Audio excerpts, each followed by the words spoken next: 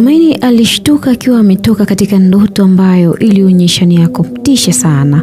Ndoto ambayo ilimuhusisha yeye pamoja na kusafiri mpaka katika kijiji ama katika eneo linalofahamika kwa jina la Kishumu, neno ambalo si geni katika akili yake. Huenda amewahi kulisoma mahali ama amewahi kuambiwa na mtu, sisi hatufahamu pia. Lakini hapa ndipo ambapo ilikuwa ni mwisho wa simulizi yetu, na katika hali ya ajabu ni kwamba Tumaini aliamka akiwa amesahau kila kitu ambacho alikuwa amekiota katika ndoto. Ni kama vile mauzauza bado yanaendelea kwa upande wa Tumaini, mauzauza ambayo yako na ukweli ndani yake. Karibu katika sehemu ya pili ya simulizi yetu ya Nafsi ya Giza. Leo tunakwenda kuianza sehemu ya pili ya simulizi hii nzuri ambayo imeandikwa na mwandishi Xavier Luoga, ambaye unaweza kumpata katika nambari yake ya simu ya 0672 49 39 94 na nambari yake nyingine ni 0767 75 85 90. Kumbuka hapa ni Simulizi Zetu Media. Tunaendelea kukaribisha wewe ambaye unatamani kujiunga katika group letu la WhatsApp kwa nambari ya simu ya 0757 56 72 53. Lakini pia endelea kusubscribe channel yetu kama bado hujafanya hivyo, na pia usiache kutufollow pale Audiomack kwa jina hili la Simulizi Zetu Media. Na hii ni sehemu ya pili ya simulizi yetu ya Nafsi ya Giza, na ninayekusomea simulizi hii, jina langu naitwa Tutu. Tuma. Bosco alisikika akimuita Tumaini nje ya nyumba yao. Hakuitika Tumaini zaidi ya kuvuta kanga yake ile aliyoizoea na kuburuta ndala zake kuelekea nje ambako alikuwa ameitwa. Alisimama mlangoni akijifuta tepe la usingizi kwa ganya lake, na kisha naye pia akajibu, "Bosco." Aliita Tumaini huku akiendelea kuonekana kwamba hakuwa sawa. "Kanisani mpendwa," alisema Bosco huku macho yake yakiishia mapajani mwa Tumaini ambaye alikuwa ameshikilia nguo yake na kuikunja kifuani na mkono mwingine ukiendelea kuikunja nguo yake. Kumefanyaje?" aliuliza Tumaini kana kwamba hakuwa anaelewa kanisani kazi yake ilikuwa ni nini. "Kwani leo ni juma ngapi Tuma?" Bosco naye alimtumia swali Tumaini. Tumaini hakuonyesha wasiwasi wowote ule. Alitoka nje mzima sasa, akaikusanya kanga yake na kuivutia miguuni, akakalisha makalio yake mlangoni hapo, na kisha akamuuliza, "Unataka nikasalishe au unataka nikatoe muhadhara? Kwanza umetubu kweli wewe?" Lilikuwa ni swali kwa Bosco kutoka kwa Tuma. Na baada ya Bosco kuwa makini kuangalia sehemu ambazo zilikuwa zimebaki wazi katika mwili wa Tuma, alijikuta akimwambia, "Tumaini, uliniahidi tutaanza kwenda wote lakini umesahau?" Alilalama Bosco na kuonyesha kuchukizwa kabisa na kitendo kile cha Tumaini kumuuliza swali lile. "Wiki ijayo bwana." Alitoa ahadi mpya Tumaini. Alimpenda sana Bosco kwa kuendelea kumjali kila siku. Hakuacha kutabasamu mbele yake. Na ile ya kulala na mimi si ndo kesho?" aliuliza Tumaini kabla ya Bosco kunyanyua mguu wake. Hakujibu chochote Bosco. Alimwangalia tu Tumaini kuanzia kichwani hadi kwenye mapaja yake. Akaishia hapo. Akaikataa kabisa tamaa yake na kuondoka. Ulikuwa ni mguu wa kwenda kanisani. "Bosco, nakupenda sana ujui tu," alijiongelea mwenyewe Tumaini huku akiwa anajiwazia. Si alikuwa pekee pale. Akaiachia nguo yake ambayo tayari alikuwa ameshajishikiza katika kifua chake. Mikono yake ilikuwa busy katika kukata kucha zake. Alikuwa anawaza penzi la kijana huyu ambaye licha ya kutojua mambo yanaendelea kijijini hapo, alikuwa busy kuhudhuria kanisani. "Mume wangu," aliita mama Bosco akimwangalia mume wake ambaye alikuwa makini kumsikiliza, lakini pia alikuwa akisikiliza zaidi redio. Mama Bosco," mume wake alijibu akisubiri neno kutoka kwa mke wake. "Una uhakika Bosco yupo kanisani kweli?" aliuliza mama Bosco. "Sasa wewe naye, mimi ndo kanisa au mimi ni mchungaji wa zamu? Najuaje sasa?" alijibu kwa ukali baba Bosco. Swali kutoka kwa mkewe halikuwa na maana kwa wakati ule, kwa maana wote walimshuhudia Bosco akiongoza njia kwenda kanisani. Sasa jambo la mama Bosco lilimpa shida mumeo kulitatua. "Basi baba, pilipili, ndimu, kachumbari haina ladha, hadi vya ugomvi." Mama Bosco alimpa dongo mume wake na tayari akaongeza sauti ya redio. Nyumba hii ilikuwa haina ushirikiano wa kifamilia. Baba na mama mara kadhaa wameingia katika michuano ya kutafuta kichwa cha familia. Kila pande ikaongoza kwa mashambulizi na bado mshindi hakuwa amepatikana.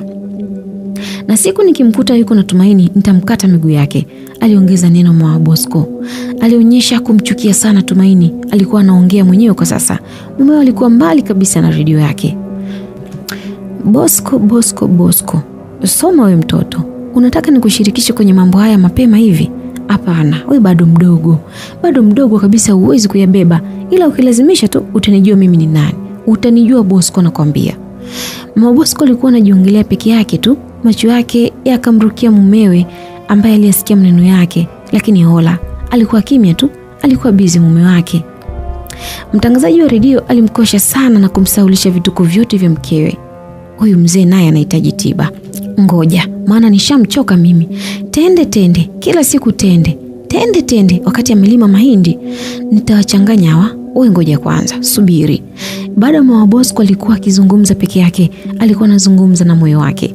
Alitamani kuonyesha hadharani uwezo wake kwa familia yake, lakini onyo la moyo wake liliendelea kumkanya na kumwambia nyamaze tu. Hata aliporudi Bosco, bado mambo yalikuwa ni yale yale. Mama alianza mauzauza mapema mno. Una uhakika ulikuwa kanisani? Ndio swali la kwanza ambalo Bosco alikutana nalo kutoka kwa mama yake. Kwa nini? Aliuliza kwa mshangao tena Bosco. Hata kama ulienda, basi umechelewa. Mama alikomalia hapo hapo. Sikuelewi mama yangu, kwani tunazungumzia nini? Bado wewe mtoto. Wewe mtoto bado sana. Mkubwa wako akikukanya basi kuwa muelewa. Bado alishindwa kuelewa kwa ufasaha mama Bosco, na alishindwa kumuelewa kabisa mwanae alikuwa akizungumzia nini. Shida ni kujua mimi nilienda kanisani au shida ni kujua kama nilichelewa mama? Vyote ni shida tu. Tumaini hujakutana naye leo? Alipunguza sauti mama Bosco, maana kama ugomvi huu ukimhusisha Tumaini, mume wake aliukatakata. Hakujua nini kilikuwa kinaendelea. Baba alikuwa anaona kila analofanya mwanae yuko sawa, ila mama alikuwa na vipingamizi. Tumaini hataki hata kusikia jina hili mama Bosco. Kwa shida yako ndio hiyo mama. Unahitaji tu nimtaje Tumaini asubuhi yote hii? Si ulinikataza mama. Niende basi kwa nini? Nikukosea heshima mama yangu na ulikataa. Kwa nini niende kwa Tumaini? Alijitetea Bosco. Ukweli kijana bado hujakuwa kabisa. Nikikuonya jambo fikiria mara mbili. Alafu katu silifanye. Sitaki kupoteza mwanangu. Sihitaji kukutana na Tumaini tena. Nimesema sihitaji. Sawa baba? Aliongea mama Bosco akiwa na uchungu lakini pia akiwa na hasira.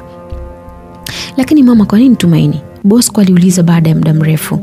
Kwa sababu sijakuhusisha bado. Hadi ukomae mwanangu. Usilolijua ni sana usiku wa giza. Alishia hapo mama huyo na kumwacha mwanae na maswali kede. Huyu mama nahisi ni mchawi. Hapana, siwezi kumkosea heshima hivi. Hivi lakini kwa nini Tumaini? Yaani Tuma hataki kabisa kumuongelea mama, mama hataki kabisa kumuongelea Tuma kila siku. Tena kwa shari tu. Au nikamuulize Tuma. Lakini wanawake bwana, ukute walinyimana chumvi tu au moto. Wakalianzisha. Bosco alijiongelea peke yake, alikuwa anawaza tu nini ambacho kilikuwa kinaendelea. Maisha ndani ya familia hiyo yalikuwa ya kufa na kupona. Nyumba ilikuwa ni mbovu, maisha yalikuwa ni magumu, ila hawakuacha kabisa kufarakana. Mama ana siri nzito kwa mtoto. Baba na mama wanaongea wakati wa kula tu. Nje na hapo, zikipita dakika 2 waongee salama, basi ni sherehe siku hiyo. Baba ni mkali, mama ni mkali. Hakuna aliyekuwa akijishusha. Siku hii ikaisha kwa mtindo huo. Siku hii Jumatatu ilikuwa na maajabu sana kwa Tumaini. Kulala usingizi usio wa mauzauza, alijilalia zake na kuamka bila shaka. Leo kwa hakika alijiandaa kwenda kuionyesha shule. Alitaka afungue ukurasa mpya wa masomo yake sekondari. Alikuwa bado kidato cha pili na leo Tumaini aliamka mapema sana kujiandaa. Alitaka kumfurahisha kipenzi chake, mtu ampendaye kwa dhati baada ya bibi yake. Basi ni hawa wawili tu. Hakuna jirani wala rafiki mwingine. Punde tu Tumaini alianza kutafuta nguo zake za shule zilizofungiwa siku zaidi ya 7. Alishaacha kabisa kwenda shule. Akavuta sanduku kutoka chini ya kitanda cha bibi yake na kulifungua. Ulitoka moshi mweupe na kupotelea angani. Kuna usalama kweli hapa? Aliuliza Tumaini huku akichukua shati la shule na kujipima kama itakuwa linamruka. Alicheka Tumaini baada ya kuvaa. Nimekuwa, alijisemea huku uso wake ukinakishwa kwa tabasamu. Tumaini alikuwa ni mzuri sana, hakuna pingamizi. Aliendelea kujichunguza chuchu zake ambazo kwa sasa ni dhahiri kwamba zilikuwa kubwa mno.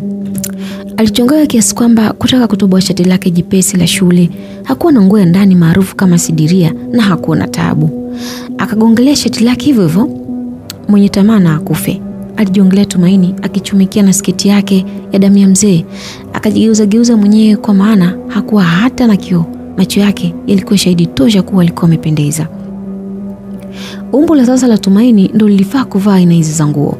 Bibi yake ilimshonia nguo kubwa mno kiasi kwamba azivae mpaka mwisho wa kuhitimu kidato cha 4. Kwa sasa shati lilianza kumbana na kuwa fupi kiasi kutokana na mpanuko wa kifua chake. Sketi nayo ilianza kumtupa mkono kwani ilianza kuwa fupi kutokana na ukubwa wa hipsi zake. Si alikuwa mfupi Tumaini? Vitu vilimwacha tayari akiwa kidato cha 2 tu. Akatinga hivyo safari ya kwenda shuleni. Siamini, ni wewe huyu Tuma? Aliuliza Bosco alipomkuta Tumaini mlangoni akimsubiri. Isamani babawe, naitwa Tumaini. Hilo siamini sijui la nani. Au basi tuanze tukipenzi. Tayari alishamshika mkono Bosco na walikuwa wakielekea shule. Tuma bwana, hakuna kushikana mikono huku tunakoenda. Nguo zenyewe zimekuchora, yani sijui. Alijikuna kichwa Bosco. Mkoba wako uko wapi? Ona sasa hujabeba. Bosco usijali, siku ya leo nitaandika kwenye daftari lako. Hapana shida. Alizua jipya Tumaini, yani maandalizi yote yale ya shule, hakubeba daftari wala peni. Labda naenda kufanya mazoezi ya viungo shule. Hebu ngoja kwanza tuone. Mguu kwa mguu mpaka shuleni. Shule ya sekondari Malindi. Bosco alitekeleza jambo lake la kutoshikana mkono. Tumaini aliendelea kuwanyodoa wanafunzi wenzake walioshangaa kwa kasi kumuona akienda shule siku hiyo. Bosco alikuwa kiongozi shuleni. Nidhamu yake ilimpa kitengo cha siku nyingi tu. Kwa faida hiyo wakashinda ofisini. Siku hii hakuna alienda mstarini wala kufanya usafi. Walishinda ofisini tu na kengele na nyimbo zote za taifa ziliokuta ofisini wakiendelea kusifiana kwa mapenzi yao. Haikuwa kawaida kwa Bosco, lakini uwepo Tumaini ilikuwa lazima ratiba ziharibike. Hatimaye wakajikokota walipohisi wenzao wameshaingia darasani. Walichelewa kama dakika 20 tu, lakini zikawa ni gumzo sana. Walipishana na gari la mshahara. Tumaini alishamuingiza Bosco katika matatizo. Mguu wao darasani ulipokelewa na mwalimu wa darasa ambaye kwa sasa alifikia jina la Tumaini kuita kama amekuja shuleni au la. Tumaini hakumaliza jina hilo, macho yake yalimshuhudia mtu huyo akipita mbele yake tayari kwenda kukaa. Akakaa Tumaini. We mdada, hebu simama. Mwalimu akachana na Bosco na kumvaa Tumaini, akamwamuru asimame. Umeachika? Mwalimu huyo wa kike alianza kumchambua Tumaini. Alimuuliza swali la kizushi na darasa zima wakajikuta wakicheka. Bosco aliinamisha kichwa chini tu. Au bibi yako amekupa barua ya kuleta kuacha shule? Swali hili lilimkera zaidi Tumaini. Alianza kuhema kwa nguvu. Bosco aliyashuhudia mapigo ya moyo ya Tumaini yakidundisha peni iliyokuwa ipo karibu na juu ya dawati. Peni ilitikisika kutokana na mapigo ya moyo wa mtu ambaye alikuwa amesimama.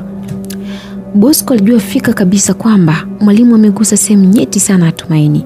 Akamshika mkono kwa chini Tumaini na kumshtua kwamba yuko darasani asije akafanya kuwa hiyo ni nyumba ya mapigano. Tumaini akatulia, akapunguza mzuka wake na kukaa chini. Akainama chini ya dawati na sijui aliangusha kilio, hilo sikulifahamu kwa kweli.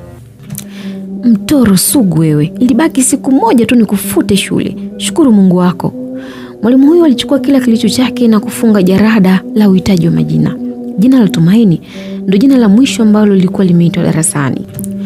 Mwalimu akatoweka kwa muda na kiboko chake kilichokuwa kikipiga magotini. Darasa likawa kimya kushuhudia tukio hilo, na baada ya mwalimu kutoka, kila mtu alianzisha lake. Ulikuwa kinong'ona tu. Jina langu katia kosa au? Aliuliza Bosco kwa jirani yake, tena kubwa. Si hatuna taarifa zako leo. Hata sikujua kama umefika shule ningekuitikia, alijibiwa Bosco. Shit. Kamadam kanajikuta sana haka. Ukikafuata ofisini katakutuma wewe na akupi chochote unachotaka. Mwache aende bwana, atapotezea tu. Au sio? Sema wewe mtu mzito bana. Hilo unajua lina shida kabisa kwako. Usinipaishe mzee. Sio idara yangu hii. Alikatishwa na msichana ambaye breki zake ziligota katika kiti chake kando ya Tumaini. Tumaini, unaitwa ofisini. Ikaja taarifa nyingine. Darasa zima likawa kimya kwa muda. Macho kwa Tumaini. Tumaini mwenyewe alikuwa bado ameegama tu kwenye meza yake, na baada ya kusikia taarifa hizo, akanyanyuka. Alikuwa mkavu kabisa. Hakuonyesha kudondosha chozi hata kidogo. Akamwangalia Bosco wake na kutabasamu tu. Akanyanyuka Tumaini, akasogeza dawati lake na kutoka hadi mbele ya darasa kuelekea mlango wa kutokea. Akasimama. Darasa ambalo bado lilikuwa kimya tu kumshangaa, Tumaini alikuwa na jeuri ambayo darasa zima walikuwa wanafahamu. Alipofika hapo mbele akaingiza mkono wake wa kulia katika sketi yake tayari kuchomekea. Akahakikisha shati limekaa vyema, akautoa mguu wake hadi mlangoni. Akasimama tena na macho yake akaangaza miguuni, socks zikiwa zimekaa vibaya kabisa. Kama mnavyojua, king'acho wengi hujua ni dhahabu, lakini Tumaini aling'ana, alikuwa chupa tu ya kilichong'azwa na jua. Alikuwa mchawi asijitambua kama mchawi, akawachawia wanaume wote darasani na wale wadada waliovaa hijabu ambao maadili kwao ndio nguzo kubwa ya familia. Tumaini alinama. Ijapokuwa sketi yake ilikuwa fupi, lakini haikuwa tatizo kwake. Alinama mlangoni hapo kupandisha soksi zake. Wanaume wote walibaki hoi. Waliwahi kuona mambo hayo mapema, ikawa kawaida kwao, ila ambao bado walisimamisha bila kujali wako wapi. Wengine mikono ilikuwa vichwani na wengine mikono ilikuwa midomoni. Kila mtu alifanya yake kuhimili aibu ile ambayo ilikuwa ikionekana, lakini mhusika aliona poa tu. Alichomekea soksi vizuri na kutoka darasani humo, akiendelea kuchomekea shati lake ambalo lilikuwa linachomoka kila muda. Akaacha gumzo darasa zima. Wengine waliswali kuomba ushetani huu wapite mbali. Wengine wakapata nafasi ya kuanza vita na Bosco kumnyang'anya mrembo wake. Kwa kweli Tumaini alibadilika sana. Wote hawakumzoea kwa namna hii. Ingawa kweli alikuwa mtukutu, lakini si kwa kiwango cha sasa. Hapa wao wanasema too much. Wachache waliendelea kumsindikiza na macho yao hadi nje ya ofisi. Darasa lilikuwa hoi hai. Mwalimu kitoto chenyewe si ndio hiki? Alilipuka mwalimu wa darasa kushtaki kwa mwalimu wa nidhamu. Walikuwa wawili tu ofisini. Tumaini ndo kwanza alikuwa analeta miguu yake mbele yao. Tuma, aliuliza mwalimu kwa mshangao. Alimwangalia sana usoni na kumshusha kidogo. Akaishia katika chuchu za Tumaini. Tayari akameza mate kidogo kabla ya kuendelea kumshusha hadi kiunoni. Akaganda tena. Aliona hajachomekea vizuri na baadhi ya weupe wa mwili wake ulikuwa unaonekana. Akameza mafunda mengine mawili ya mate mwalimu huyo na kuendelea kumshusha Tumaini hadi kiunoni. My God, sketi fupi. Sketi Tumaini ilikuwa ni fupi jamani. Ilianza kumruka magoti na hapo akafumba macho mwalimu na kurudisha kichwa chake kwa mwalimu mwenzake. Kumbe ni mwanawe? Umesema amekudharau darasani sio? Mwalimu huyo alishachanganywa tayari. Mtoto wa kidato cha pili alimpeleka upande wa kupotea, akapotea kabisa mwalimu. Yani namuita jina hajajibu, afu anapita kwa dharau. Bora hata hayo. Mimi kweli wa kunidharau? Nimemwambia asimame lakini kanidharau mimi mwalimu. Yani kidudu hiki kweli, hebu mwadhibu wewe kwa kweli. Mimi nitamuumiza bure, yani nitamuumiza niache na hasira sana. Alilalama mwalimu huyo aliyechochea kesi na kuwa nzito kwa mwalimu mwenzake. Tumaini hakuongea chochote, aliendelea kumshangaa tu mwalimu wake huyo wa darasa. Wewe Tuma, kwa nini unamdharau mwalimu wako? Mwalimu wa darasa, mwalimu wa somo, mwalimu anayejenga maisha yako. Mwalimu huyu si mwalimu, humuoni? Yule mwalimu wa kiume alijitia kufoka kumsaidia mwenzake ili tu aonyeshe ushirikiano, lakini alishaingiwa na tamaa kwa mwanafunzi huyo. Kwa sasa nenda darasani, kesho njoo chukua barua yako ofisi ya nidhamu. Haya, geuza utoke nje. Alimaliza kesi hiyo kiurahisi namna hiyo, akiwa tayari ameshamfukuza ndege huyo katika makazi yake na kumpeleka alikotaka yeye. Tumaini aliagizwa kurudi darasani na kesho kuchukua barua inayohusu kukiri kosa lake na kupokea adhabu ofisini. Akaamua kumtikisia makalio mwalimu yule ambaye hadi anatoka ofisini hapo bado macho yake yalitamani kumwangalia mwanafunzi wake. Tumaini alikuwa mkubwa kwa siku 6 tu, yani mkubwa kwa kila kitu, kwa hizo siku 6 tu ambazo hakwenda shule. Darasa bado mjadala uliendelea. Baada ya kuona Tumaini anarejea darasani, basi kiongozi wa darasa alipaza sauti na kuwashtua wenzake. Nyie mbele, kipindi gani muda huu? Aliongea kiongozi wa darasa mmoja, akakimbia mbele na kuangalia ratiba. Saa 3:20 kinafuata cha Kiingereza, alijibu mwanafunzi yule. Montres, kamwite mwalimu wa Zambas, zamu yako leo. Alitoa agizo kiongozi na Tumaini tayari alishakuja katika kiti chake, kilikuwa karibu na kiti cha Bosco. Tumaini alikuwa upande wa ukutani. Kila akimuona Bosco hakuacha kutabasamu. Kilichokuta huko? Aliuliza Bosco kwa sauti ya chini. Hakuna kitu. Kwani kuna kipindi gani sasa hivi? Aliuliza Tumaini kupotezea swali la Bosco lisifike mbali. Madam Popo ndo ana kipindi muda huu. Ni mama Popo? Aliuliza tena Tumaini. Alikuwa ni mwalimu yule wa darasa. Hakika hii ilikuwa ni Tumaini Day. Siku ya Tumaini kupata shida. Aliwaza kukumbana tena na mwalimu huyo alianzisha chuki mapema tu. Kisu na kisu, kutu na kutu. Darasa linamwogopa mno huyu mwalimu. Good morning, madam. ilikuwa ni salamu kutoka kwa wanafunzi ambao walinyanyuka baada ya kumwona mwalimu wa kipindi ameingia. Neema Mwaipopo alikuwa ni yeye mwenyewe kabisa. Alikuja katika kipindi chake cha Kiingereza, hakubeba chaki wala daftari. Alibadili mfumo wa kufundisha siku hiyo. Alibeba fimbo tu, tena fimbo moja kubwa. Alisimamisha katika dawati la mwanzo na kuegemea kidevu chake juu ya fimbo hiyo. Jicho lilikuwa kwa Tumaini. Alimwangalia sana Tumaini kabla ya kupokea salamu hiyo ya wanadarasa, kisha akawaambia, "Kaeni. Leo sijaja kufundisha. Imebaki kijisehemu kidogo sana kumalizia mada. Leo nimekuja na zoezi jingine kabisa." Aliongea mwalimu huku kila neno lililotoka lilisindikizwa na jicho kwa Tumaini. Monta," aliita mwalimu. "Nipo mwalimu," alitika kiongozi wa darasa. "Bila shaka jana ulikuwa na jukumu la kutangaza darasani, si ndivyo? Unaweza kurudia nilichokuagiza?" Sasa mwalimu aliacha kumwangalia Tumaini na kuanza kurandaranda katika pande za darasa. "Bila shaka, sikuhusu jaribio mwalimu," alijibu Monta. "Pumbavu, hicho tu. Sikukupa kazi nyingine?" alifoka mwalimu. "Ni kuhusu kuandika." Hakumaliza Monita tayari mwalimu aliamua kukisanua. "Daftari langu la Kiingereza juu. Don't confuse me please. Niliacha kazi tena mapema tu. No drama for today. Haya, stand up.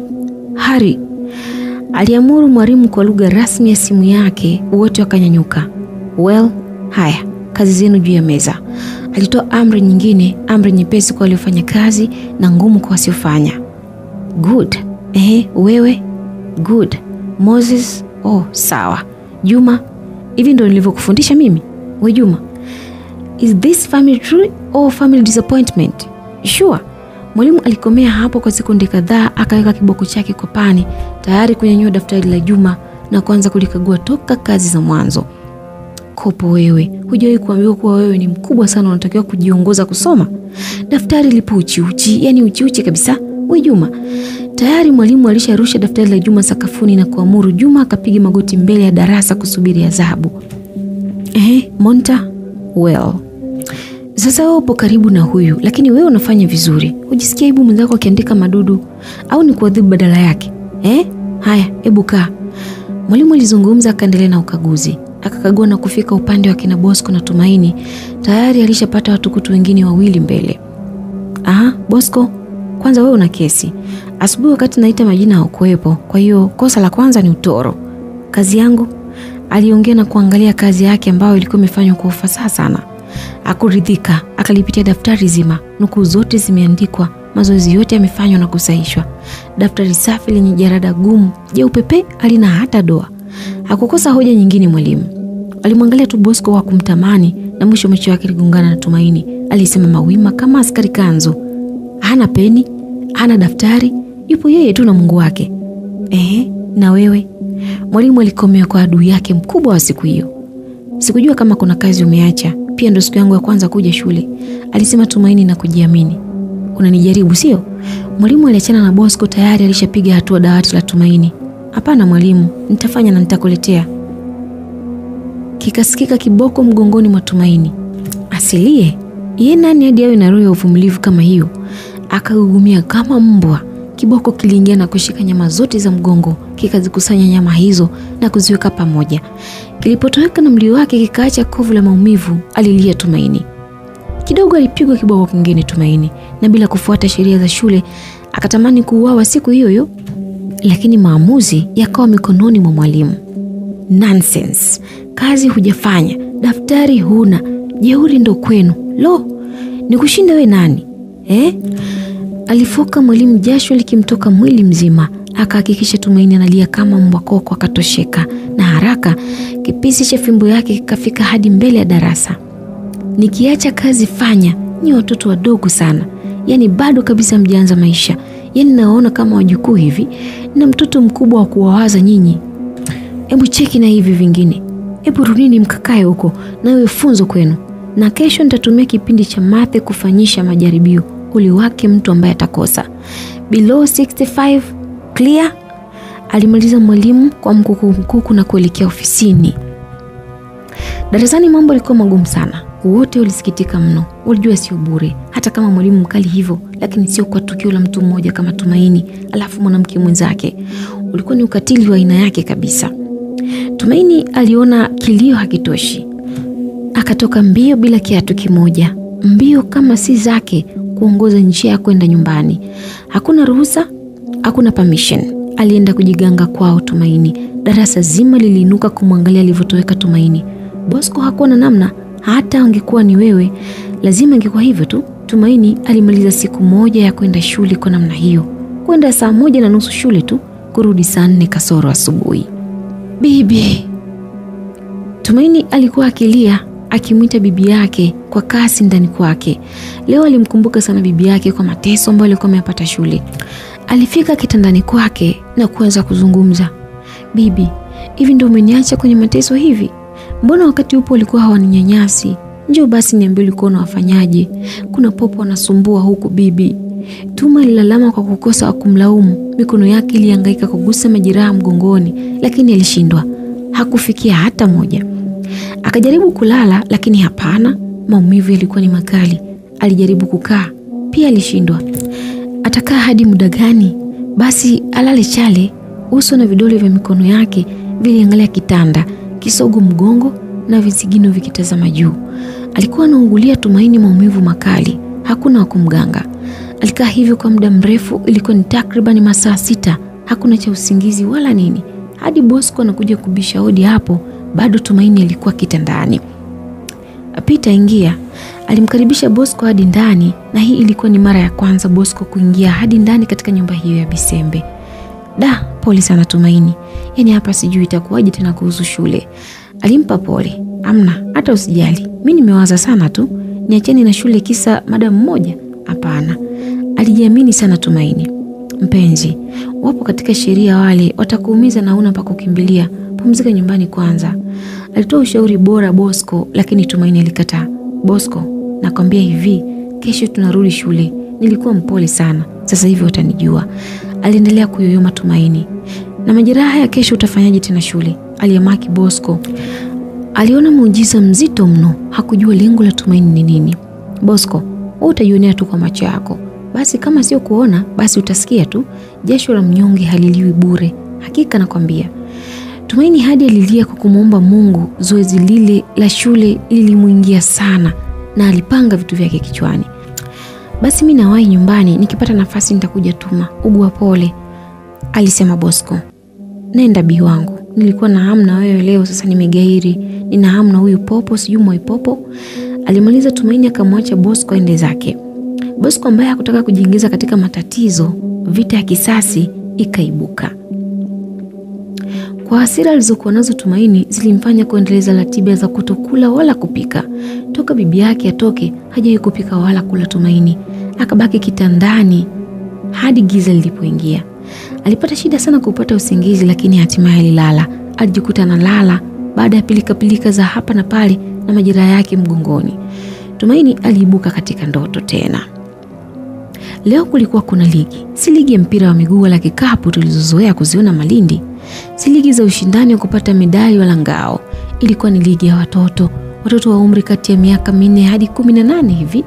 Watoto ambao walikuwa wanagombania ungo uliosheheni vichwa kadhaa vya binadamu pamoja na viungo vingine vya binadamu. Tumaini alikuwa ni mmoja wao. Basi ligi hiyo wakati inaendelea, pasi mshindi kupatikana kutoka ligi ianze. Hakukuwa na refa sehemu hiyo. Ila kuna mtu ambaye alisimama mbali kidogo na watoto hao na kuangalia kwa jinsi watoto hao walivyokuwa wakianza kukomaa kiimani. Alikuwa ni yule mama mwenye mapembe. Aliendelea kuangalia mchezo huo usio na kiingilio, huku akitikisa kichwa chake kama mtu aliyecheza sikinde. Nadhani kuna kitu alikuwa anatamani kitokee, na kweli hapa kuchukua muda kikatokea tena mbele ya macho yake meusi. Tumaini katika kushindana na wenzake kugombea ungo huo wa kichwa, hatimaye alikuwa mshindi.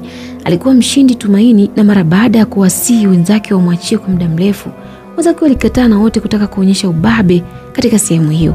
Haikuchukua muda Tumaini kukasirika. Alipiga kunga la nguvu ambalo liliwarusha wenzake mbali na sehemu alipo. Akabaki mwenyewe tu akiwa ameshikilia ungo huo, na alikuwa mshindi Tumaini. Bado mwanamama huyo alikuwa anamwangalia Tumaini ambaye kwa sasa aliketisha chini, na aliketi na ungo wake na kuchukua moja ya sikio ambalo lilikuwa katika ungo huo. Lilikuwa ni sikio la binadamu nalo. Akatumbukiza lote katika kinywa chake, hakuacha doa lolote lile lingangania katika mashavu yake. Tayari ulimi wake ulilamba kila kitu.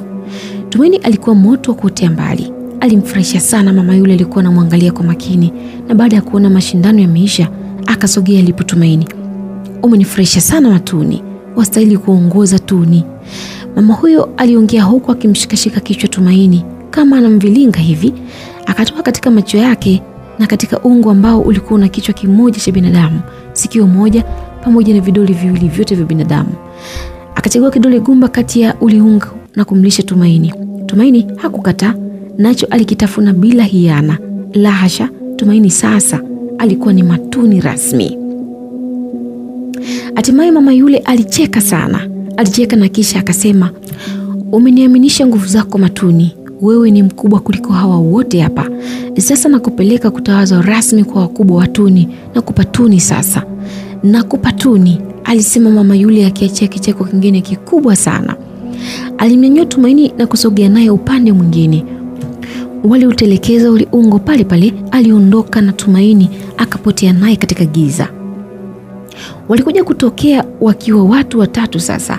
Alikuwa yule mama mwenye mapembe, Tumaini pamoja na mzee mwingine ambaye alikuwa ameviriga tu kaniki kuzunguka kiuno chake hadi kwenye mapaja. Sehemu zingine zote ziliitika kwa kweli. Alikuwa ni mzee na zilikuwa wazi sana. "Babu, kama ulivyomtawaza mama yangu Bendeke, alifanya vyema sana. Alikuwa mtu alishindikana kote, si Malindi tu, hata katika Tuni ulimweka shupavu sana mama yangu. Hadi mimi kufikia hatua hii basi ni jitihada zako tu katika kumwandaa mama yangu. Nashukuru sana babu, wewe ni sehemu ya Tuni, heshima kwako." Aliongea mama mwenye mapembe na kumwacha babu huyu kuinama kidogo kuashiria amepokea pongezi zake, na kisha akaendelea kusikiliza. "Sasa babu, kama unavyoona nipo na kijana, bado ni mbichi kabisa. Nadhani unajua historia ya Bisembe. Hiki ndicho ambacho alituahidi. Mtoto sugu huyu, anaweza kazi, anaweza kuongoza. Sijasimuliwa, nimeona kwa jicho langu. Yuko tayari kuongoza kikundi. Tuni imemkubali na bila shaka bado kutawazwa tu. Huyu ndiye Matuni babu. Mfanye awe na utambuzi wa kuzijua sheria za Tuni. Asikosee hata moja. Asiwe mkosefu kama bibi yake. Nadhani muda ni ule ule, wiki moja bila shaka." Aliongea kwa kunyenyekea mama yule, na huwezi kudhania kuwa ni jangili mwenye kushindikana. Babu huyo alitikisa kichwa tu na kumpokea Tumaini. Hakuwa na maneno mengi, alionyesha yeye ni mtu wa vitendo tu. Alimchukua Tumaini na kumruhusu mama yule kutoweka. Akabaki babu pamoja na Tumaini. Babu alibaki na Tumaini alikuwa ni mzee wa rika, kama mvi ndo kwanza zilianza kumuota.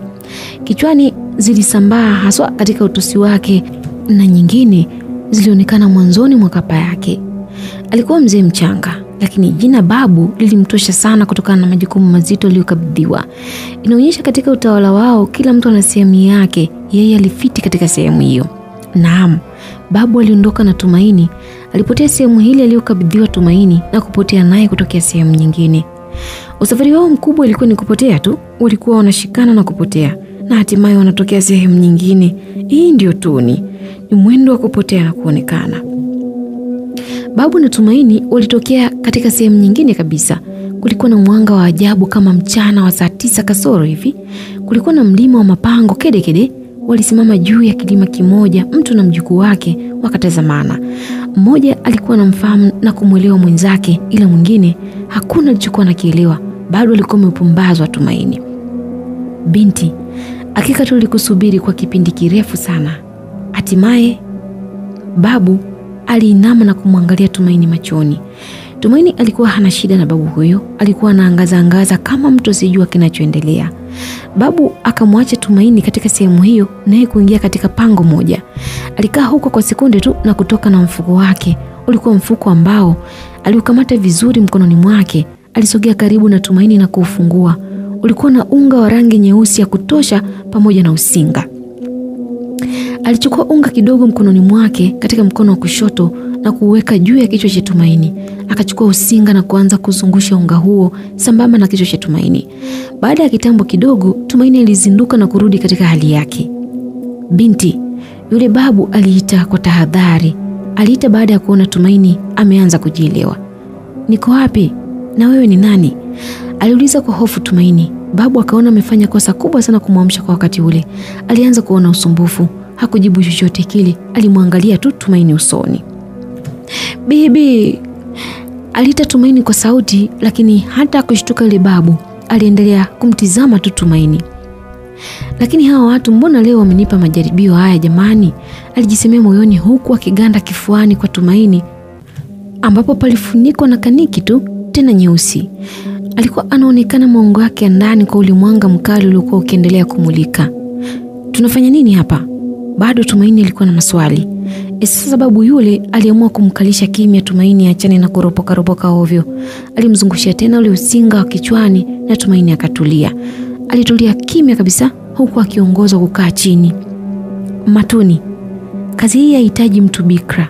Kwa kuwa bado hujachezewa, huna budi kukaa na mimi kwa siku 7 tu. Kisha mzee yule akacheka kicheko kikubwa sana na kusema, binti, umejitunza sana. Bado nakuona una hamu ya mapenzi. Hakuna shaka, mimi babu wa mababu nipo. Hakuna kitakachoshindikana. Alizungumza mzee yule na kucheka tena kicheko kikubwa sana. Tuma, owe Tuma. Alikuwa ni Bosco pembeni mwa Tumaini. Tayari alishaita mali nyingi sana bila mafanikio. Akawa anabahatisha tu kuendelea kumwamsha. Tuma, we mtu, tunachelewa ujue, usingizi gani huu? Bado aliendelea kumuita Bosco, lakini Tumaini hakuonyesha mafanikio yoyote ya kuinuka. Aliita sana, aliita tena na tena, lakini Tumaini hakuamka. Bosco alimuita sana Tumaini bila mafanikio na hatimaye akaamua kuwahi shule. Hapakuwa na msaada wote ule wa kumtoa Tumaini katika dimbwi la usingizi. Aliita na mwisho akatoweka. Bosco aliongozana na njia kuelekea shuleni, kichwani akiwa haelewi hili wala lile. Mawazo yote yalikuwa kwa Tumaini. Katu sijawahi kumuona mtu analala kama Tumaini.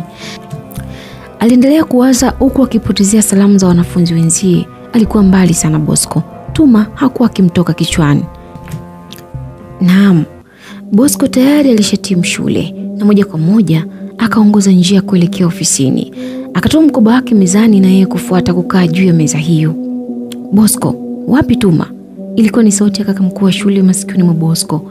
Bosco alishtuka katika mawazo na moja kwa moja macho yake yalikwenda kumuuliza swali. Umesema? Aliuliza kana kwamba hakuna alichokuwa amesikia, na kweli hakuwa amesikia chochote. Bosco alikuwa mbali mno kifikra. Sikuoni na Tuma leo. Kaka mkuu aliuliza tena swali hilo ambalo lilimkera sana Bosco na alikosa majibu ya kumpa. Kwani ni wiki sasa anakuja shule mwenyewe, iweje ulizo kuhusu Tumaini kwake? Yeye mwenyewe alikuwa anataka kufahamu. Yupo kwao. Alijitutumua kujibu kwa mkato na kutoweka ofisini humo na moja kwa moja hadi nje. Aliangaza mazingira ya shule yanavyoendelea kufanywa usafi. Kila kitu kilienda sawia. Mguu wake ukaingia tena ofisini. Na safari hii sio kwa ajili ya kukaa. Alinyanyua mkoba wake na kuongoza darasani. Tuma. Bosco aliita na kushtuka baada ya kumkuta Tuma yupo kwenye kiti chake. Alikuwa darasani. Ni maajabu ambayo yanashindwa kueleweka kwa kweli. Ilimwacha Bosco na mkoba wake mkononi akiwa anashangaa sana. Tuma yuko darasani au ni wengi tu la usingizi? Hatua za haraka zilifuata hadi pale alipo mtu ambaye anahisiwa kwamba ni Tuma, mtu ambaye ana uhakika alikuwa amemwacha nyumbani akiwa amelala. Na Tuma alikuwa anacheka tu. Bosco alikuja hadi sehemu husika, akapikicha macho yake kama mara 2 hivi, akafungua na kisha kumuona Tuma yuko mbele yake. Akaona isiwe shida, ngoja apikiche tena. Akafumba macho Bosco na kufungua tena. Bado alikuwa ni Tuma. Tena Tumaini litabasamu kuliko jana. Lo, umewezaje kuwa darasani muda huu na umepita njia gani? Aliuliza Bosco kwa mshangao. Ni kweli kabisa. Katika shule ya sekondari ya Malindi kuna njia moja tu kubwa ambayo unaanza kupishana na jengo la ofisi ya taaluma, unafuata na ofisi za viongozi, na ndipo unagawanyika kwenye sehemu zingine kama madarasa, ofisi za walimu pamoja na vyoo. Hata kama Tumaini alikuwa ana haraka kiasi gani, lakini katu asingeweza kujiandaa kwa muda ule na kuwa darasani. Hii ilikuwa ni maajabu. Kutoka kulala hadi darasani. Bosco aliona siku hiyo hayuko sawa. Kama hawajamroga basi umeamua tu kumchezea mapicha. Hakusubiri jibu kutoka kwa Tumaini ambaye alikuwa anatabasamu tu kila akiangalia na Bosco. Babangu, mbona mimi leo ndo wa kwanza kuja shule? Aliendelea kumchanganya Bosco. Wa kwanza? Aliuliza Bosco. Mwishowe alikosa nguvu na kubweteka katika kiti chake. Mimi ndo nimefungua shule leo. Natoka nije darasani katu sijatoka. Tumaini mwenye sura ambayo ilikuwa inatabasamu alikuwa akizungumza akimaanisha anachoongea. Leo umeniweza kwa kweli. Wewe Tuma, si dakika zilizopita tu nimekuamsha pale kwenu na hujaamka hadi nikaamua kuondoka. Sasa umekuwa kwanza kuja kivipi? Bosco alimtwanga swali Tumaini. Wewe Bosco bwana, umeniita mimi saa ngapi? Lini hiyo ambapo umeniita? Mimi ni nani? Na huyo ulimwacha nyumbani atakuwa ni nani sasa? Tuma, nisamee mama, inaonyesha leo sipo sawa. Lakini basi sawa, nimekubali. Alikuwa Bosco. Alikubali kumaliza ushindani japo bado picha iligoma kabisa kutoka kichwani mwake. Acha wengi bwana. Subiri Pojo aje na mtihani wake hapa tumalize kazi. Aliongea Tumaini kwa kujiamini sana. Bosco alicheka sana. Kwa kweli hali ya Tumaini ilikuwa inabadilika kila saa. Kila tukio la Tumaini lilimchanganya sana Bosco. Sasa Tumaini ana hamu ya kufanya mtihani wakati ana wiki nzima hajasoma chochote. Hii ilimshangaza sana Bosco. Kwa nini asicheke kwa nguvu? Alicheka hadi darasa likainuka na kumtazama kwa mshangao. Basi muda wa kufanya jaribio ukafika. Kama ilivyo ahadi ya mwalimu Neema Mwaipopo, kweli alitumia kipindi cha asubuhi kuwafanyisha jaribio wanafunzi wa kidato cha pili. Lakini katika usimamizi wa jaribio hilo, mwalimu huyo Kato hakung'aza pua yake, bali alitumika mwalimu wa nidhamu kusimamia kila kitu. Zilikuwa dakika 25 tu za kumfanya Tumaini kumaliza jaribio la saa moja. Hakukuwa na muda maalum wa kukusanya, hivyo kumpa mwanya Tumaini kupeleka karatasi yake kukusanya. Tuma, usiende popote na kuhitaji ofisini haraka baada ya jaribio hili kuisha. Alikuwa ni mwalimu wa nidhamu ambaye alimshtua Tumaini. Alianza kunyoosha njia baada ya kukusanya karatasi yake. Haikuwa shida kwa Tumaini kugeuka na kutikisa kichwa na kukubali kuwa amekubali agizo hilo. Akatafuta sehemu ya kukaa kumsubiri Bosco wake atoke katika jaribio. Jaribio jepesi Aliingia mwalimu wa darasa na kuuliza. Darasa ambalo sasa ilikuwa ni dakika ya 50 na hajatoka muda mwingine toka toke Tumaini. Ilikuwa ni miguno huku kila mmoja akishindwa kuelezea hali yake jinsi ambavyo inamwandama. Waliokula peni waliendelea kufanya hivyo hadi wakaamliwa kusimama. Jaribio likaisha na wote kusanya karatasi zao. Jaribio lilikuwa sio lao kabisa, ulikuwa ni mtihani uliozidi umri. Mwalimu aliamua kuwakomoa. Alitunga mtihani wa mwisho wa muhula kwa mada za kidato cha 6 kwa wanafunzi wa kidato cha pili. Tuma, hutaki shida wewe. Yaani umejiandikia jina lako umetoka. Alikuwa ni Bosco ambaye alimkaribia Tuma na kukaa chini kando yake. Jina? Mimi nimefanya mtihani, nimefanya hadi maswali ya ziada. Alijibu Tumaini na wote wakacheka. I say, tumepata mwalimu wa kipekee sana. Tena sana. Ila kama lugha inapanda, jaribio linajibika lile. Ila sasa kupata 65. Labda 65 hivi. Alicheka sana Bosco. Tangu aanze shule hiyo, Kato hakuwahi kuelewa falsafa za mwalimu wake.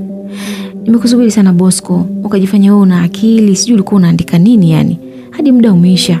Aliingia Tumaini akichezea maua saa 6 aliyopo kando yake. Kuna la special nimeshanalo nini? Aliuliza Bosco huku akiangaza kama kuna kitu chochote ambacho bibie Tumaini alikuwa amemwekea. Hapana, nitaka kukuambia tu kitu kuhusu mama yako, ila kwa sasa muda hauruhusu. Wacha nifanye jukumu linalofuata. Aliongea kwa mafumbo yasiyoeleweka na kusimama Tumaini. Alimwacha Bosco katika bumbuazi. Mama, kafanyaje tena? Aliuliza. Hamna kitu. Nimekwambia, nilitaka kukwambia ila nitakwambia, ila umechelewa, nitatafuta muda mwingine. Ngoja niende huku. Alianza kuongoza njia Tumaini. Huko ndo wapi sasa? Darasa silipo huku? Aliuliza Bosco. Naenda ofisi ya nidhamu, nina ofa. Alijibu kwa madaha Tumaini. Ofa? Wewe Tuma. Alita Bosco, lakini hakuna alichoambulia zaidi ya vumbi na tako la Tumaini lililopepea kidedea kumfukuzia mwalimu wa nidhamu ambaye ndo kwanza alikuwa anafungua mlango wa ofisi. Umekuja? Vizuri.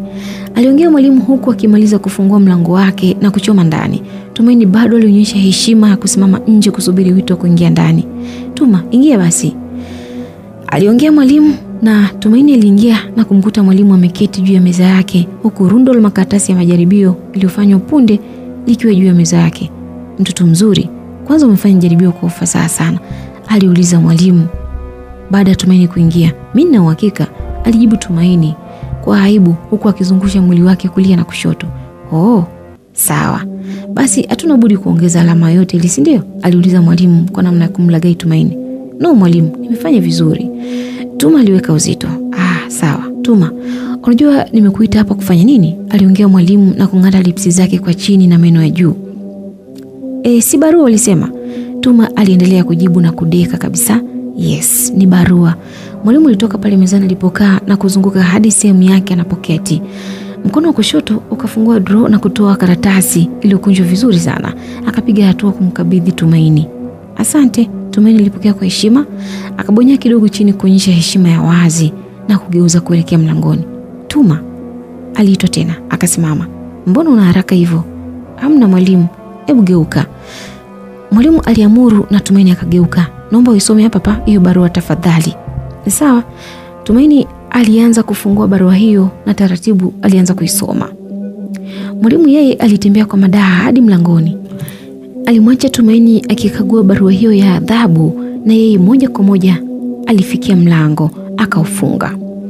Alifunga mlango na funguo kuiacha pale pale mlangoni. Tumaini hakushtushwa na maneno hayo ya mwanzo ya barua ambapo yalianza na SLP 721 Malindi, bali alishtushwa na mada tajwa hapo juu. Tumaini alikumbana na maneno yaliyochapwa kwa ufasaha yakiwa yamelala kwa muda mrefu bila kuinuka, mengine yakiwa na mgandamizo wa wino, mengine mchanganyiko wa herufi kubwa na ndogo. Tuma, naomba niwe furaha yako kwa leo. Hayo ndio yaliandikwa kama kichwa cha barua. Na vipi kuhusu barua yenyewe? Ilisomeka hivi: Tuma, nimevutika na ipsi yako jamani. Najuta kubeba cheo cha mwalimu kwa wakati huu. Kwa nini usitoe hii dhambi kwa kunihurumia mimi? Na leo japo kwa sauti ya mahaba kidogo tu niite mpenzi. Sina shaka penzi lako litafufua tena uhusika wa penzi la Ngoso kwa mazoea. Tuma, ukinipa sitasema. Tutatunziana siri, fanya kuniokoa mama. Barua hiyo ilisomeka na kuishia hivyo. Tumaini alitabasamu baada ya kukuta barua hiyo haina jina la mwandishi wala sahihi. Alipoteza ushahidi kabisa mwalimu. Akavuta pumzi na Tumaini kwa kumaliza kusoma barua hiyo ya adhabu akamtazama tena mwalimu. Ilikuwa ni adhabu kweli kwa Tumaini, kwani mbele yake hakumwona tena mwalimu. Akatoka kugeuka kuangalia aliko mwalimu yule wa adhabu, akakosa Tumaini. Kugeuka kwake ilikuwa ni kosa. Alikutana mzima na mwalimu ambaye alikuwa nyuma yake. Tumaini hakuwa mrefu sana kusema kwamba angefikia hata shingo mwalimu. Wote walikuwa wafupi, lakini Tuma alikuwa ni mfupi zaidi. Akaonja raha kadhaa ya mapigo ya moyo ya mwalimu ambayo kwa sasa ilikuwa hayana mdundo maalum kabisa. Kama moyo wa mwalimu ungekuwa bendi, basi tuangapepeta sasa ndo walikuwa nizamu yao kabisa kutumbuiza. Au labda moyo wake ungetokea Kongo kwa kina Pupa, labda tungesema alikuwa anacheza yope. Wote wakatulia wakiwa wameshikana. Hakuna aliyetoa neno. Tumaini ilitabasamu. Mwalimu alikuwa na hofu na moyo wake usije kuchomoka. Wote walikuwa kitazamana. Tuma please, nakuhitaji kwa sasa. Baada ya kitambo kidogo mwalimu akafunguka. Alifunguka kwa maneno na matendo. Mkono wake tayari ulionja ladha ya joto la mwili wa Tuma. Aliendelea kupapasa kutafuta channel kwenye kingamuzi asichokilipia. Alikazana sana mwalimu hadi mambo yakajipa. Ilichukua sekunde tu kwa Tumaini kuanza kugugumia kama mbwa ambaye amedanganywa na kopo la mrenda kudhani ni nyama. Akaacha nyumba yake kuibiwa na majangili yenye akili kubwa. Tayari alishaanza kuhema kwa taabu Tumaini. Hii tu ni kwa namna ambavyo mwalimu alisomea somo hili la biolojia ya viungo na falsafa ya kushika kwa muda mrefu. Mwalimu hakujali kabisa kilio cha uongo cha Tumaini. Tayari alishaanza kupandisha sketi Tumaini kutafuta mfereji ambao utamfikisha mpaka popeni. Akuona haya mwalimu huyu tayari alishakaribia huko. Akapapasa kwanza alipokomea kabla hajaweka breki zake zote kituoni. Lo! Akakatazwa na mwenyeji wa mji wake. Tumaini tayari aliweka kipingamizi cha kutofikiwa kwa urahisi. Japo alikuwa hana nguvu lakini alijitahidi. Hapo mwalimu akapata nafasi ya kumuongoza Tuma hadi pale kwenye meza. Tuma akabaki kuangaliana na makaratasi ya mitihani ambayo hadi muda huo alishaona kila karatasi imepata 0, kwa maana baada ya kuona jaribio la Kiingereza alikuwa anaona jaribio la hesabu za Kihindi. Moja aliona 2 na Y aliona X. Alibaki kumwachia mwalimu sehemu yake ya nyuma kwa ufasaha na kufanya kile kilichomtuma. Tunajua kabisa uzembe wa Bisembe katika kumnunulia mjukuu wake nguo ya ndani. Tumaini alivaa kufuli ambalo lilikuwa halifungi kwa fasaha, kwa maana lilikuwa linalegea kama haya mapazia ambayo yanatumika na wamama mgawani. Hiyo ilimpa urahisi mwalimu kuangaza ni jinsi gani mwanafunzi wa kidato cha pili anajua kusoma na kuandika. Akameza mate mwalimu na bado hakuacha kumchezea Tumaini kila sehemu. Bila shaka utakuwa umefuatana na mimi katika kuangalia marudio ya sinema tunazozipenda. Sinema hii ya mwalimu ililetwa chini ya udhamini wa Mwanamapinduzi Nyege. Mwalimu hakuona haya kufungua mkanda wake wa suruali na kusogeza kilichobaki kwa chini. Tayari chanya na hasi zilianza kuangaliana bila kipingamizi. Kwa kuwa umeme ulikuwa jadi ya mwalimu, basi akasogeza pole pole ili kuzuia cheche zitakazotoka zisiwadhuru wanaotazama jaribio hilo. Alitumia fursa ya maji yanayotoka bila mita kwa Tuma na kuona kama fursa ya kuyatumia kuoga au kufulia nguo zake, lakini punde tu mwalimu akiwa katika kitongoji kingine kabisa. Kwa aibu hii mtazamaji, mimi nakaa kando, mwalimu alishaanza kumpa Tumaini mambo yako. Ghafla mwalimu alipiga yowe. Ilikuwa ni yowe la mwalimu mara baada ya kushindana tabia na Tumaini. Ilikuwa sio sauti ya mahaba tena, bali ilikuwa ni sauti ya malalamiko. Ni kama amebanwa na kitu chenye ncha kali hivi. Punde Tumaini alitoka nje kama mtu ambaye ameweuka. Alikuwa kama mtu ambaye amepandisha mashetani. Hakuacha kusimama baada ya mlango kufunguka. Tumaini alitoka hivyo hivyo na mabaka yake ya shaawa kwenye sketi. Hakusimama kuheshimu bendera ya taifa kwa siku hiyo.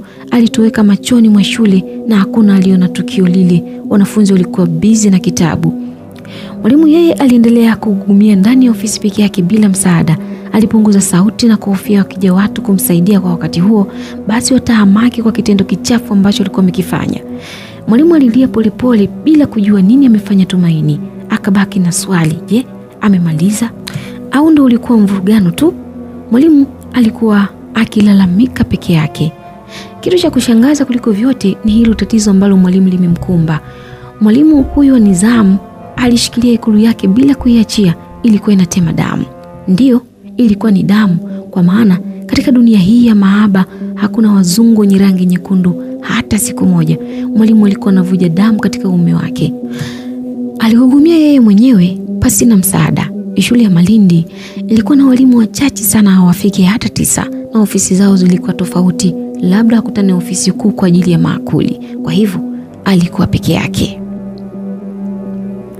Tumaini alisonga njia hadi kufika nyumbani kwake. Mbele yake kulikuwa na nyumba ile ambayo ameachiwa na bibi yake, na alipofika nje nyumba hiyo alisimama. Alisimama bila kusimamishwa na miguu yake. Alinyonga mwenyewe akiwa haelewi kabisa. Shati lake likiwa halijakaa sawa, sketi ikiwa imebadilika upande, mdomo na macho yake yote ilikuwa imefungwa. Akuchukua muda Tumaini tayari alianza kuzunguka bila mpangilio. Alizunguka kama pia, vidole vyake vikiwa vimekakamaa na kujikunja bila kufungua. Kama angekuwa anaonekana na watu, basi wasingesita kumuita kichaa, kwa maana alichokuwa nakifanya hata yeye mwenyewe hakuwa anakielewa. Zilipita dakika 2 toka Tumaini azunguke pasipo kutulia, na sasa alitulia Tumaini. Macho yake yakiwa mlangoni. Aliganda pindi tu alipoona kimvuli cha mtu. Ndiyo, alikuwa ni mtu. Alikuwa ni mwanamke mlangoni mwa nyumba ya Bisembe. Bibi, aliita Tumaini kwa mshangao. Bibi? Ina maana umerudi? Umerudi bibi? Aliongea Tumaini na kile kivuli, na sasa alizipiga hatua kufuata kivuli hicho cha bibi yake alichokuwa akikiona. Tumaini bila kuangalia nini alikuwa anaenda kukikumbatia, alijikuta anajipitisha kichwa chake katika mlango ambao ulikuwa umeegeshwa tu. Hakukuwa na bibi yake mahali pale. Macho yake yalimdanganya na sasa aliumia. Lilikuwa tukio lingine jipya kabisa kumkumba Tumaini kwa siku ile ya leo. Alishayakwaa yale shuleni na sasa anayakwaa nyumbani kwake mwenyewe. Leo mwenyeji aliadhibiwa na nyumba yake. Alizimia akiwa kichwa na kiuno chake vipo ndani ya nyumba na miguu yake ikichungulia nje. Tumaini alijikuta amelala hapo. Bosco, nataka nikwambie kitu leo, ila si cha kutangaza kamwe, hata baba yako asihusike kabisa.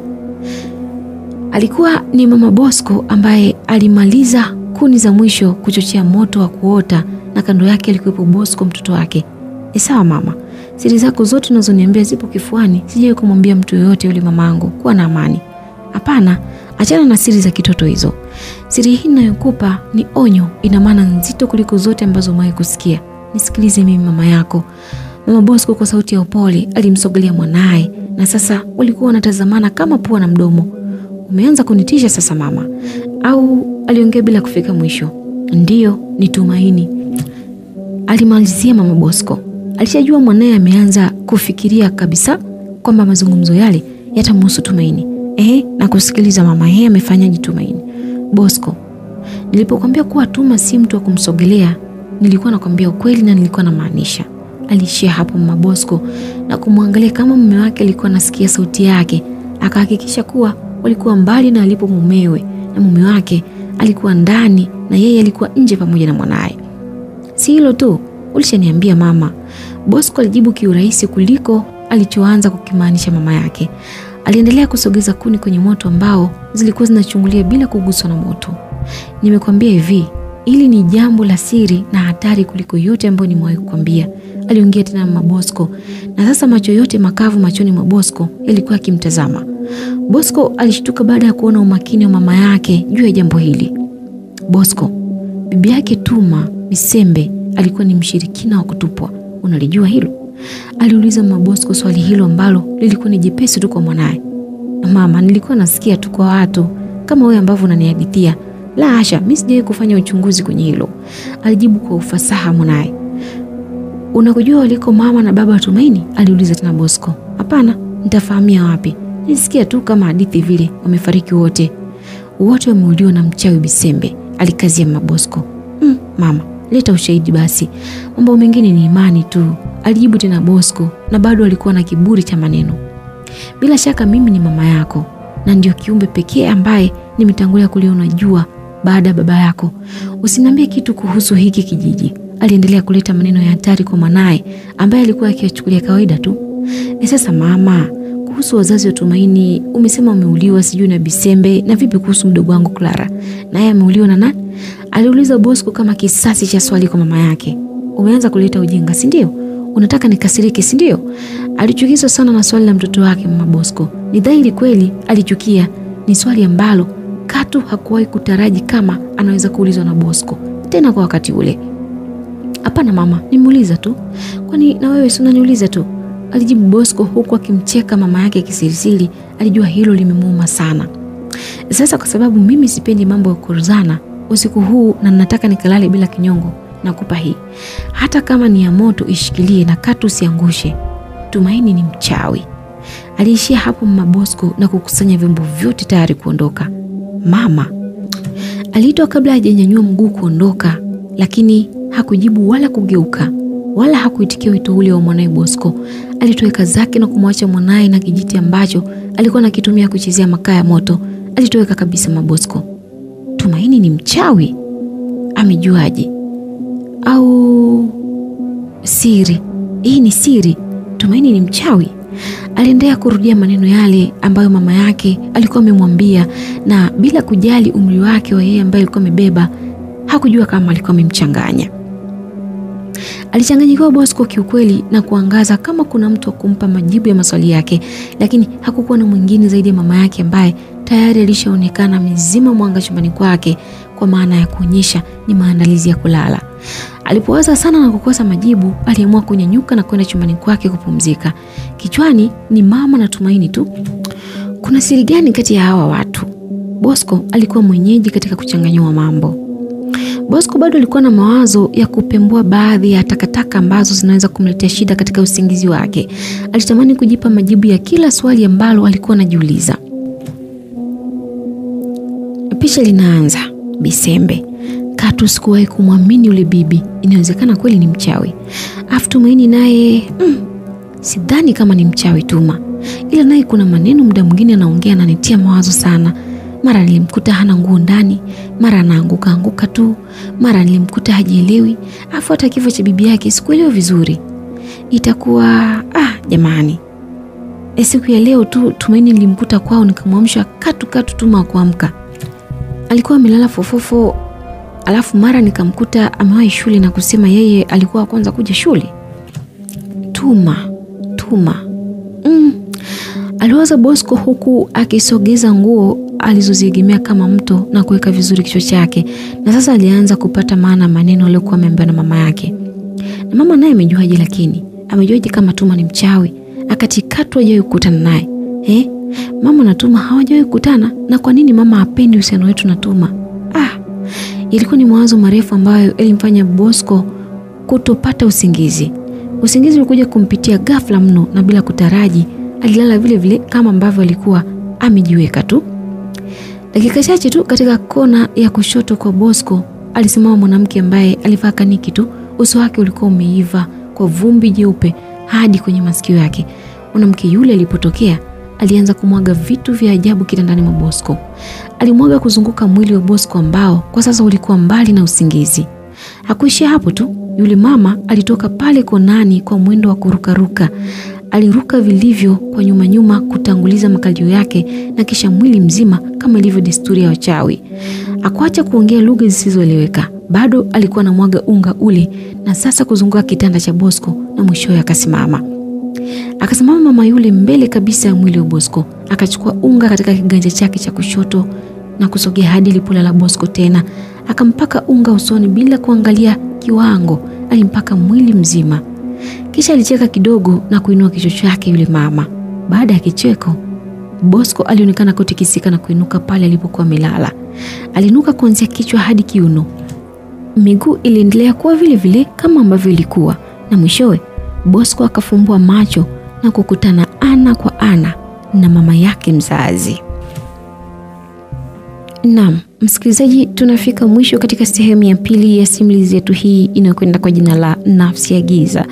Nikukumbushe kwamba mwisho wa sehemu hii ya pili ni mwanzo wa mapema kabisa wa sehemu ya 3 ya simulizi hii. Endelea kuikumbatia Simulizi Zetu Media mpaka wakati mwingine katika sehemu ya 3. Jina langu naitwa Tutu.